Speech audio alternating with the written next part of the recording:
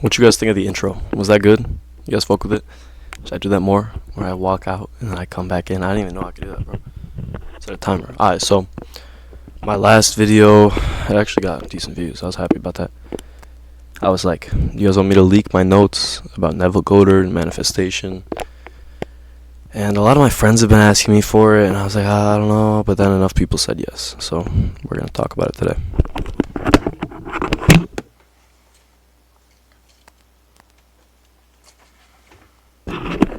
So there's a few things I could better outline with a whiteboard, because it's like it's a little hard to put the words, but I'm going to try my best.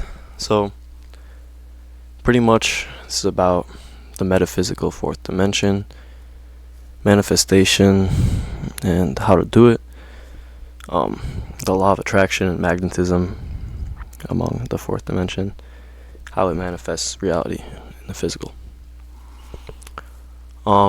Let me just start by saying you need to wipe your slate of whatever you know about the law of attraction and magnetism and manifestation, because like a lot of the stuff you hear is stupid, unbelievably stupid, just uninformed. Okay? Good. So this book is Out of This World by Neville Goddard. He's like a Christian mystic from the 60s, I think, maybe a bit before that. If I'm remembering correctly, Out of This World was written like late 60s. So these are just all my notes. I'm going to elaborate a little bit on certain passages, but for the most part I'm just going to be reading. The future of a man is determined by his attitude, not his acts. And there's kind of this yin and yang. It says, changes of the future cause the change of the concept of yourself, right? So like when the future gets changed, you become a millionaire, and then you become egotistical. Then it goes the other way, right? So that's the yin. The other way is the yang. Changes of the concept of self changes your future. Everyone has two focuses, two minds, two outlooks. The natural focus and the spiritual focus. Ancient teachers called them the carnal mind and the mind of Christ. Of the carnal mind is ordinary waking consciousness, governed by senses confined to the present. It is mental and subjective. So this is like five senses, the id, right? There's the mind of Christ. It controls your imagination, governed by desire. The contents of time are contained within it, which is events are distinct and spread as objects in space. Past and future are a present whole. Is concrete and objective. To see merely what senses allow you makes you blind to what you could also see. You must disentangle the mind from evidence, mental feeling, and sensing in an invisible state until it has the distinctness of reality. So, quote, the things of the spirit are spiritually discerned. Everything is driven by desire. Desire is something we lack or need to improve our lives. Always comes from personal gain.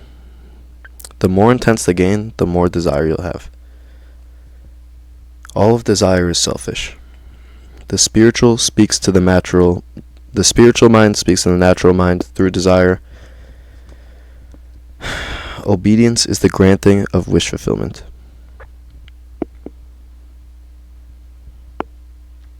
To desire something is to have it.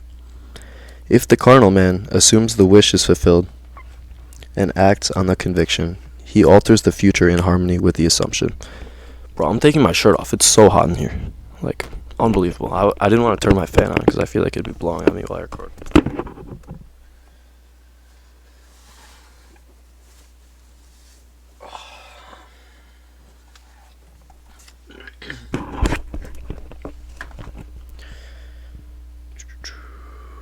As soon as man assumes the feeling of his wish fulfilled, his fourth dimensional self finds a means to its end.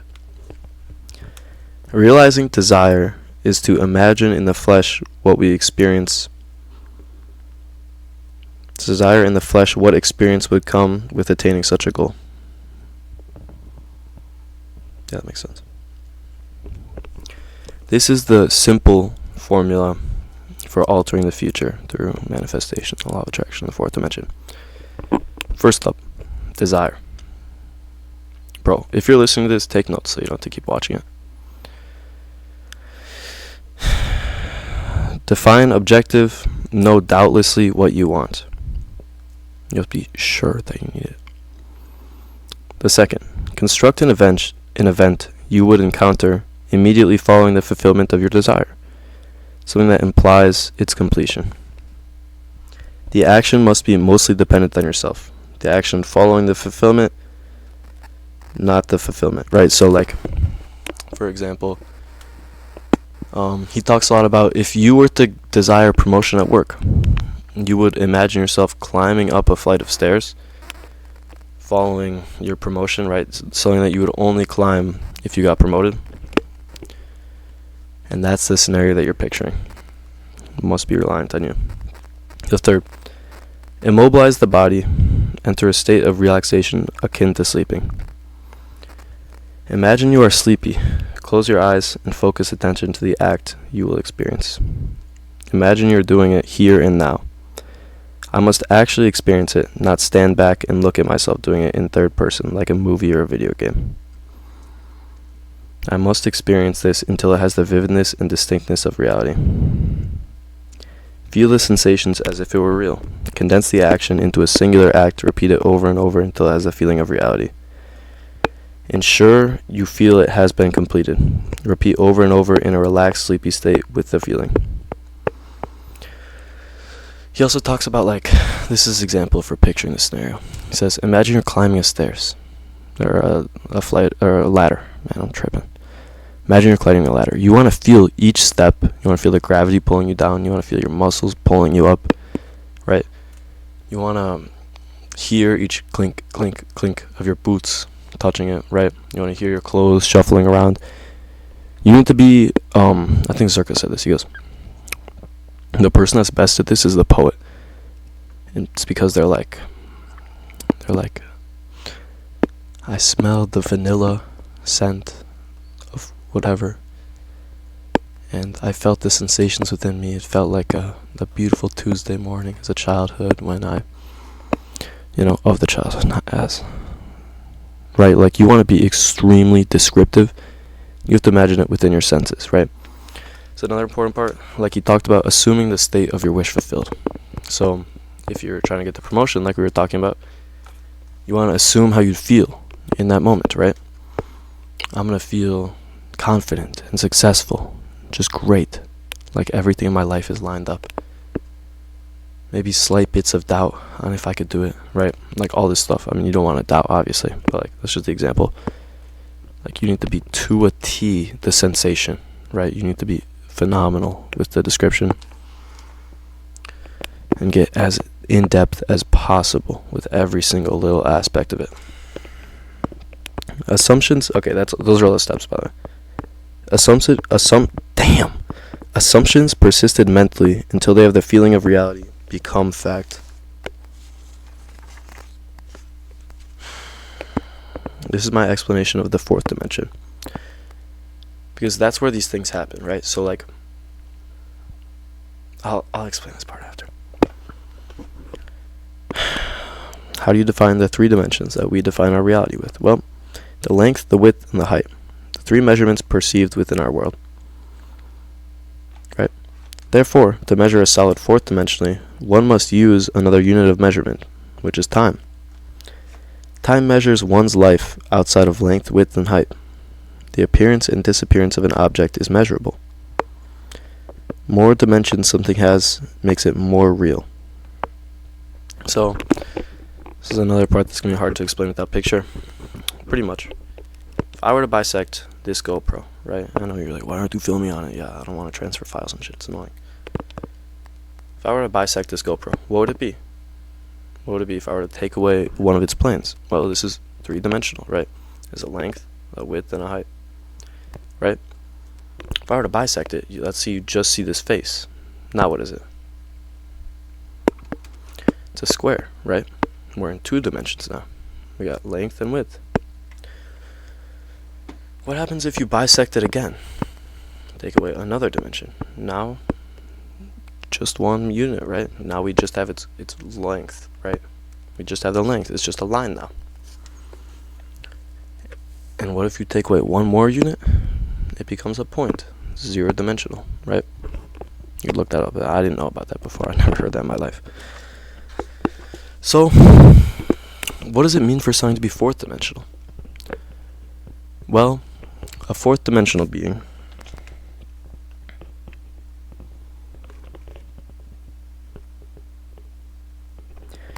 is something in its existence in all of the time that it's existing, right? So for example, I say God is 4th dimensional because he's not changing throughout time. He's the same God. And that's the reason that he can say, I know all the hairs in your head. I know exactly who you were before you were born, right?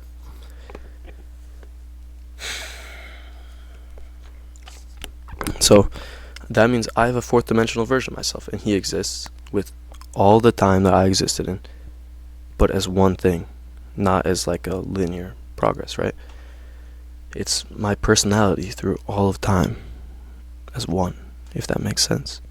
So to meet me, to watch this video of me right now, you're watching a bisection, a dimensionally less version of my 4th dimensional self, right? And is this 4th dimensional self my spirit, my soul? Yeah, who the fuck knows? It doesn't get that much into it. But that's all you need to get. In them explaining, he doesn't really go that in depth about it. Honestly, the reason that this works, the evidence behind it, who the fuck knows?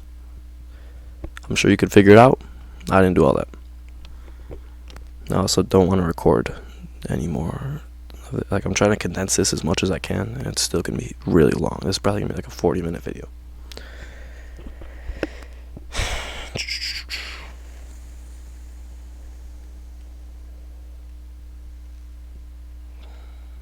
To truly see one's 4th dimensional self is to meet every moment or cross-section of one's life and see them all as coexisting.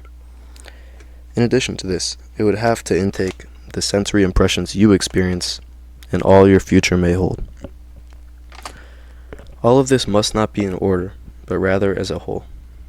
Due to change being characteristic of the 4th dimension, all this wouldn't exist in a state constantly changing as a living animated whole. If we move along time's length, we may see into the future and alter it. So I quote, "Man can prove the existence of a dimensionally larger world simply by focusing his attention on an invisible state and imagining he sees it and feels it. If he remains concentrated on this state, his present environment will pass away and he will awaken in a dimensionally larger world where the object of his contemplation will be seen as concrete reality." It's page 26. You must focus on the state desired to mentally see it. But to give it reality, we must focus attention upon the invisible state until it has the feeling of reality. If you struggle with keeping attention in the relaxed state akin to sleep, stare at the object with minimal reflection and imagine you are seeing and hearing the desired scenario until your attention is exclusively occupied by the imagined state. At the end of the exercise, you should feel as though you have come a great distance. Wait a second. The physical surroundings should cause the realization that the dreamlike state wasn't real, right? You should be kind of surprised by your surroundings. Remain faithful to the vision, and through this, confirm your gift of reality and prove you can make desires reality. You cannot have a single doubt in your mind that this isn't going to happen. It didn't work for me. You had doubt. You thought it wasn't going to work. That's why. If you fully assume that this is complete, like, you can't think like, oh, this guy is some 18-year-old. Like, you need to believe that this shit is real as fuck. Like, this is more real than a lot of the science you hear, bro. And you need to fully believe that with no doubt in your head. And it'll actually come true. But, like, to do it and then be like, oh, I don't know. You fucked it. You already fucked it. To tell if it worked, engage in mental conversations with others. If you see them as the same as you did before, you failed.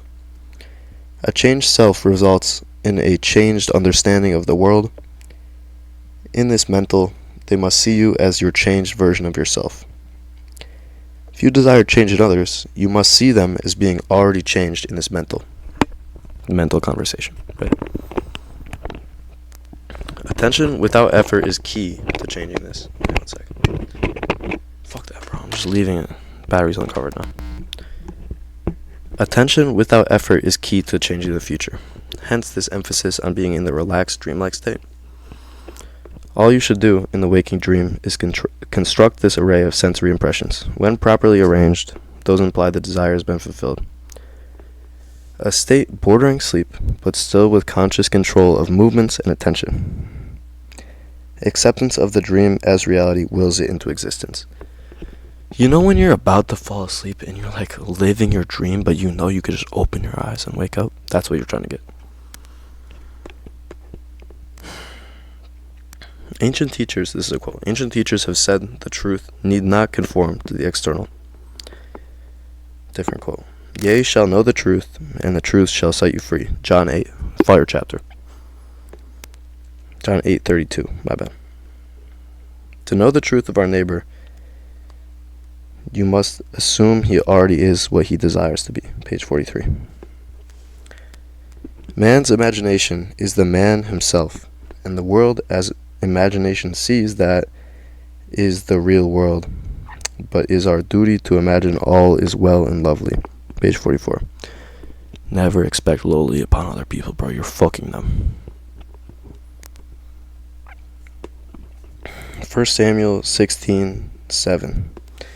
The Lord seeth not as man seeth, for man looketh upon outward experience, and the Lord looketh upon the heart. Proverbs 23:7.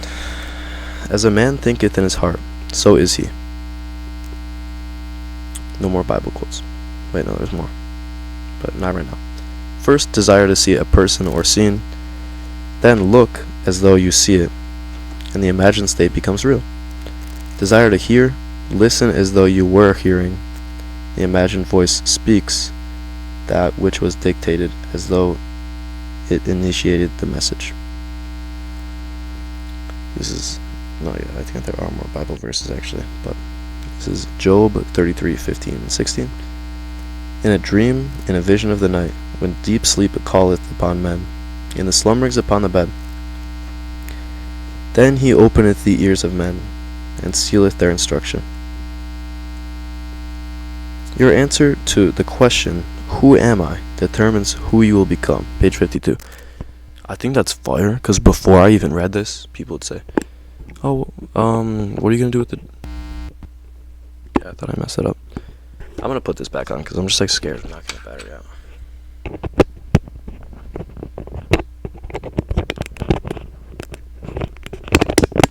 People would ask me, they'd be like, what are you going to do with your journalism degree? And I go, I'm going to be a pilot. And I've been saying I'm going to be a pilot for years. It's going to work out. I'm glad I didn't fuck it. Yeah, it's from page 52. I don't know if I said that. Joel 3:10. Let the weak say, I am strong.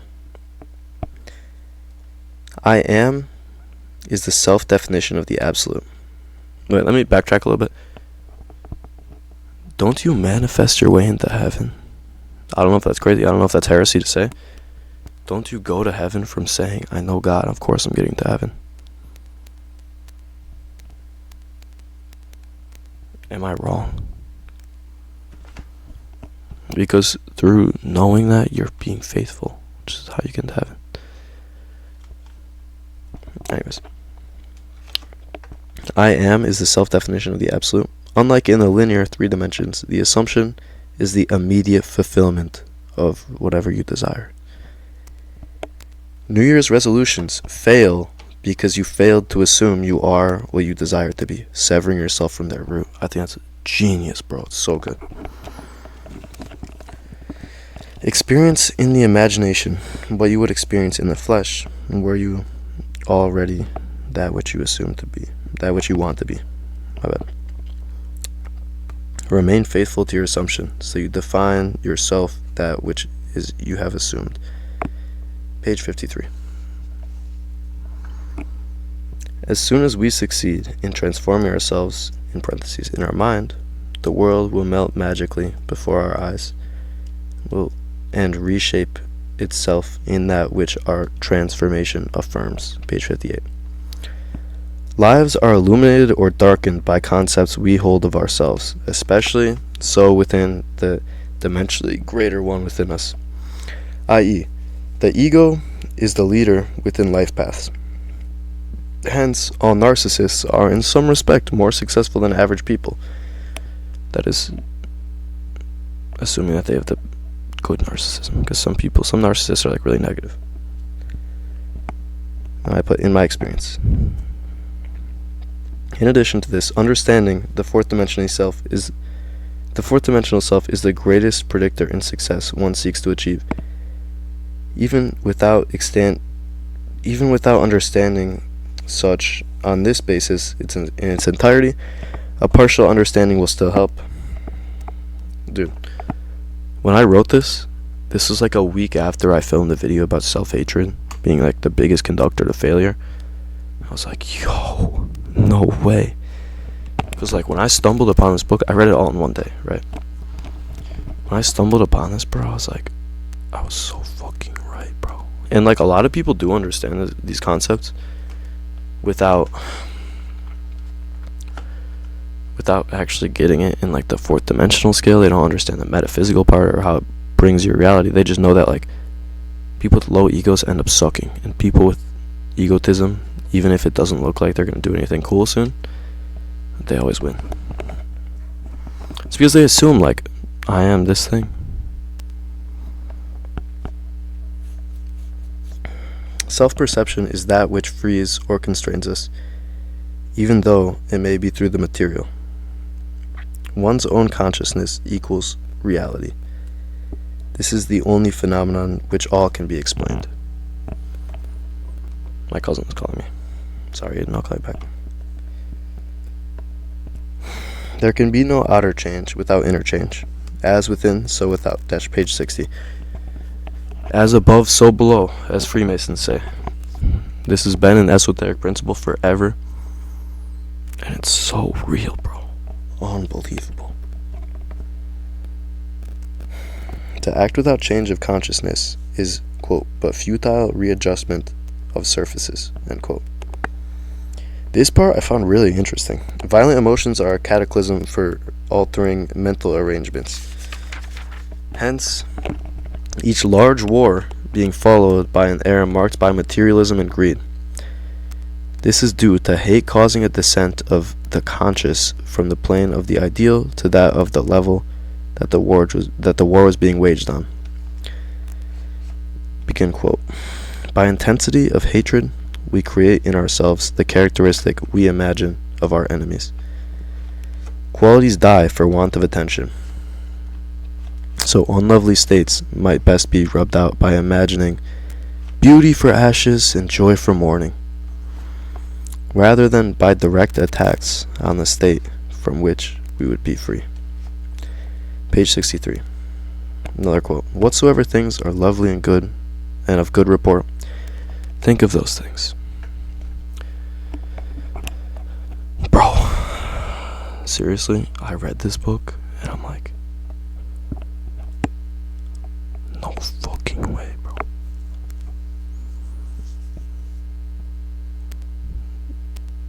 It's funny too, because I'll tell people, I'm like, I'm gonna be famous one day.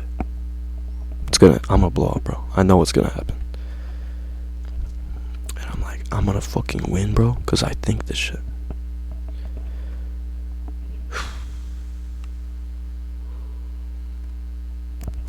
So I did this. I've only done it once, guys.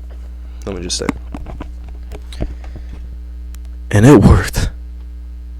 Like, weirdly, bro. Yeah, this is embarrassing and cringe, whatever. I don't give a fuck. I was like, I want to practice this on something that doesn't matter. So I was like, alright. This chick, she lives 2 hours away, right? I was like, I was down bad. So I'm like, this chick's gonna be here, right? She's gonna be here. And here's the thing. I would say, here's a few tips, guys. Don't do anything reliant on smartphones. Fuck it, no technology shit. Like number one. Number two. Fuck, what was I gonna say?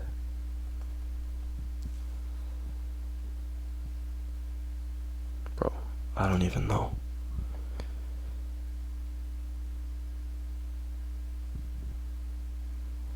Alright, who the fuck knows? Anyways, so I do it, right? In dreamlike state. Like, I smell her fucking vanilla perfume.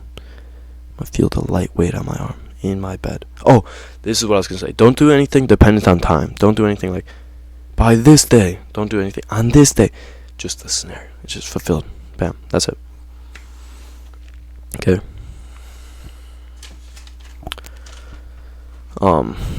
Anyways, she's gonna be here.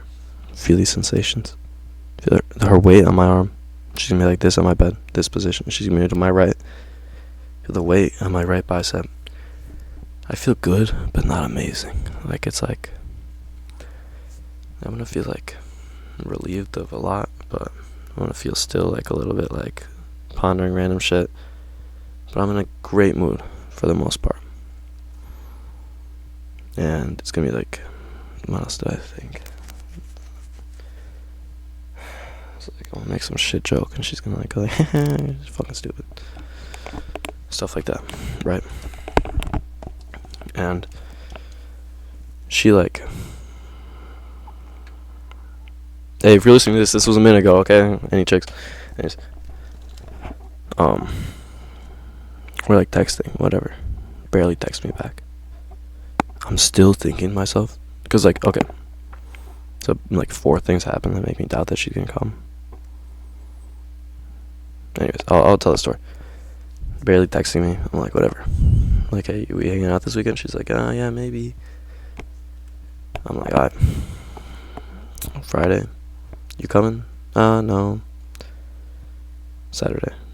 You coming? Yeah, I might. I'm like, you might? She's acting all doubtful about it. I don't know. I don't think I'll drive, actually. You can just come visit me. And I'm like, okay, whatever. Tells me that, and I'm still thinking she's gonna come, though. She's gonna pull through. Saturday night. No, actually, I don't think I will.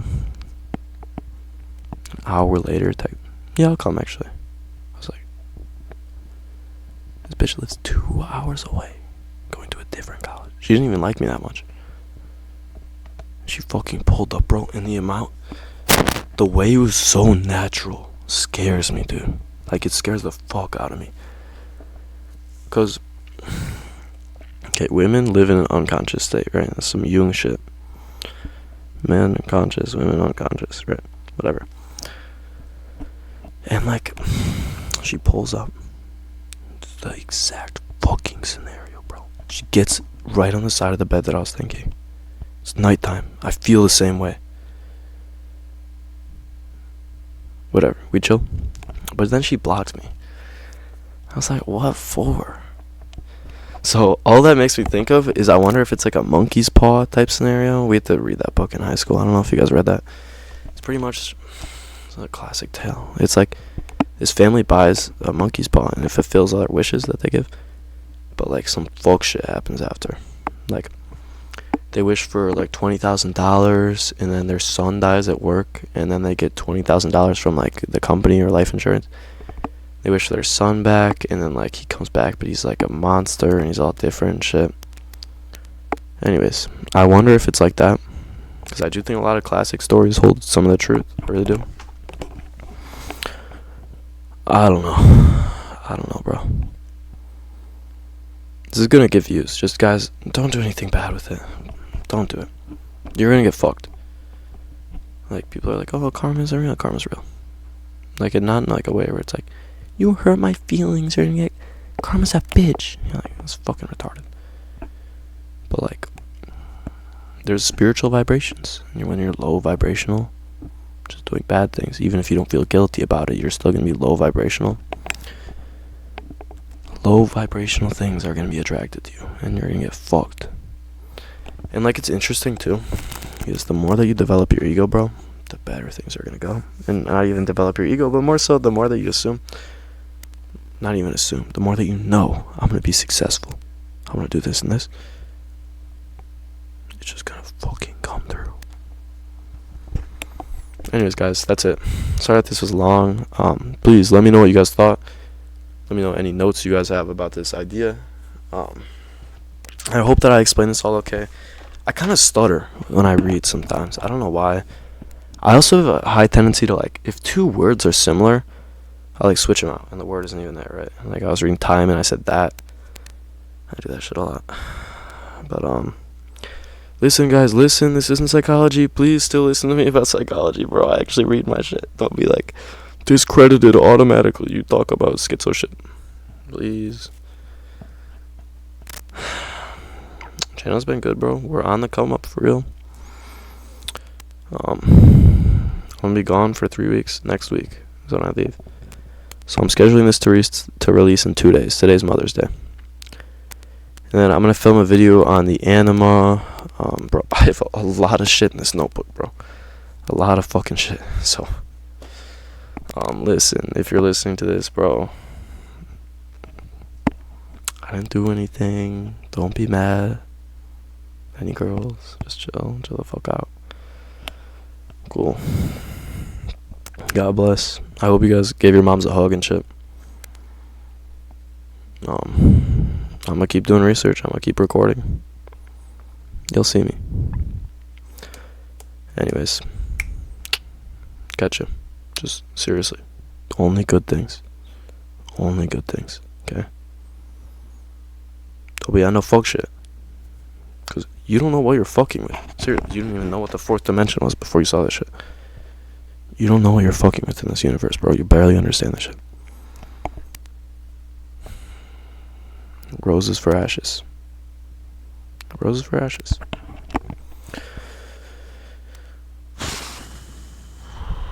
Thanks, guys.